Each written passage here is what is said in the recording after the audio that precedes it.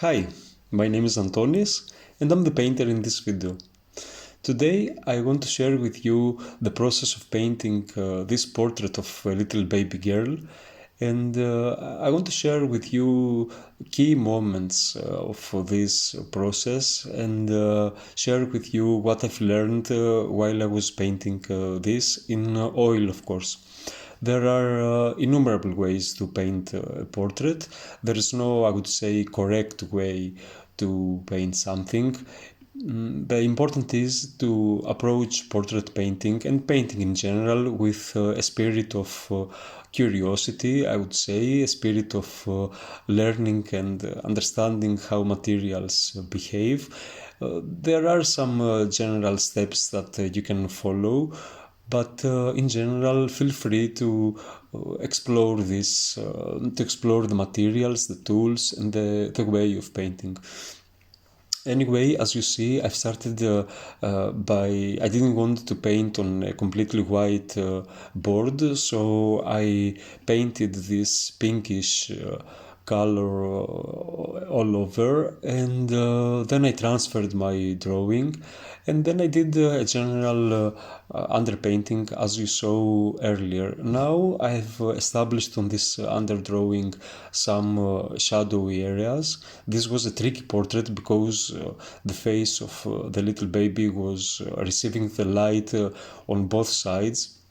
There was one stronger source of light on its right side, on its left side as we see it, and I'm not usually accustomed in painting portraits that are lit like this.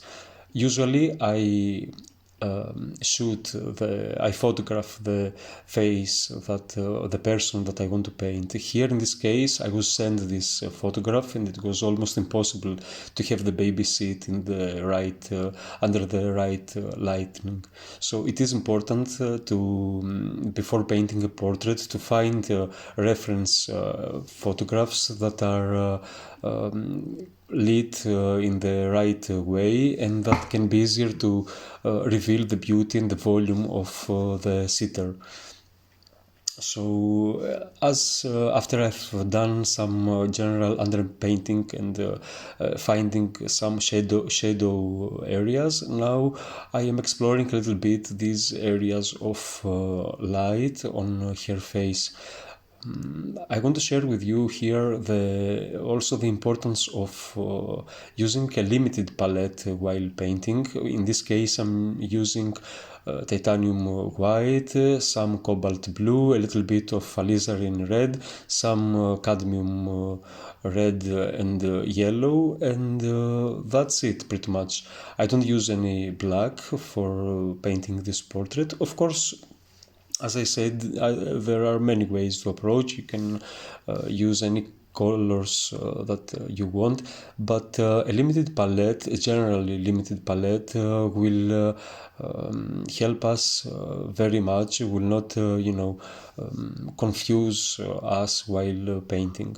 So now I've already painted those general shapes of light. As you see, the shape of light on the right side, as we see it, it's slightly more pinkish, more and bluish at the same time. It's a little bit strange. I noticed that on my reference, this right side is slightly less receiving less strong light than the strong light it receives on its left side. So I'm not preoccupied really on the exact colors that I see on my reference photo, but I I want to be correct value-wise, to get things correctly in terms of how bright things are in comparison to how darker things can be in some areas.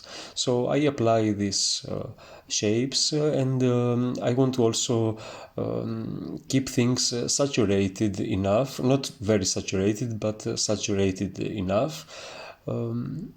And I also want to be very careful in terms of finding the darker shapes on the face, the darker areas, and really keep those areas dark enough in comparison with the light areas. This will help me acquire the likeness of the portrait.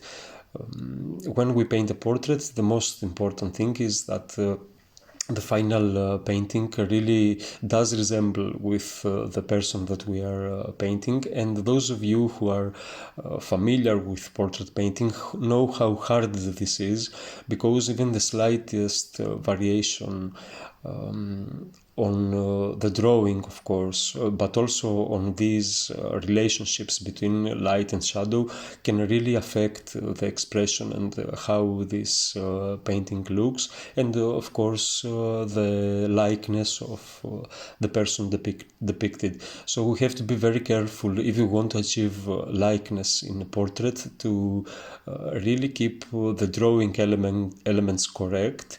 Like of course begin with drawing a very strong accurate drawing, and then as we paint the subject, to not lose this strong image, to not lose the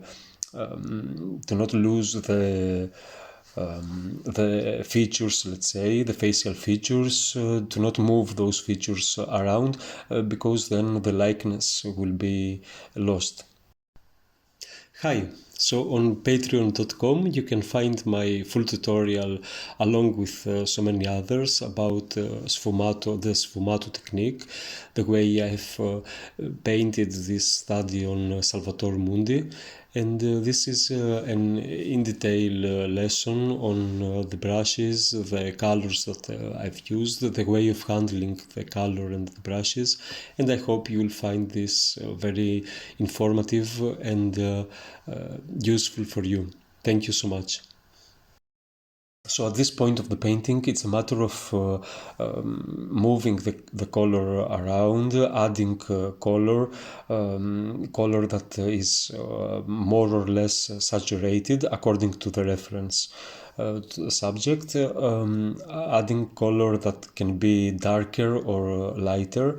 This has to be established, and then at the same time we can make some attempt into a way of blending. Now the way to blend with oil is really varies. There we have so many variations of color blending. It can be sfumato, for those of you who follow this channel. It can be something more impasto, let's say.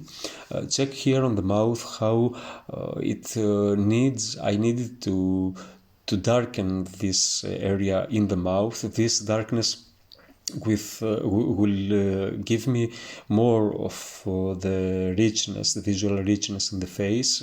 Don't be afraid to go dark, and really do these comparisons yourselves and ask yourselves how dark or how light something can be.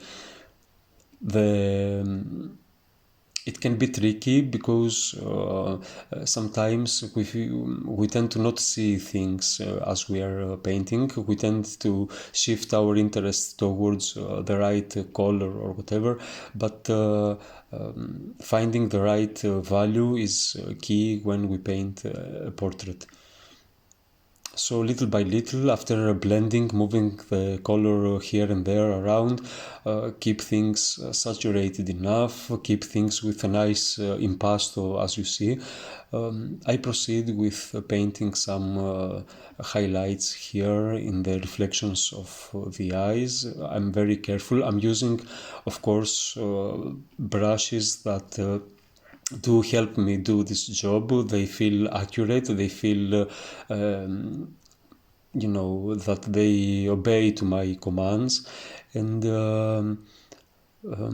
little by little this baby girl comes into revealing its volume, its beauty. Now if you want to see more of my content, you can visit my page on patreon.com. There I upload exclusive material to thank my supporters all of you there, and also we do those live streams where we meet with each other and have a beautiful talk about painting and materials. Anyway, I want to thank you so much. Have a beautiful day in your studio. I hope this video was somewhat interesting.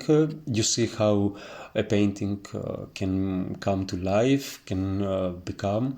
It has a lot of there's a lot of struggle, there's a lot of work. It's not something that comes easily. So thank you so much. Stay healthy and creative, and I will see you soon with another video. Bye.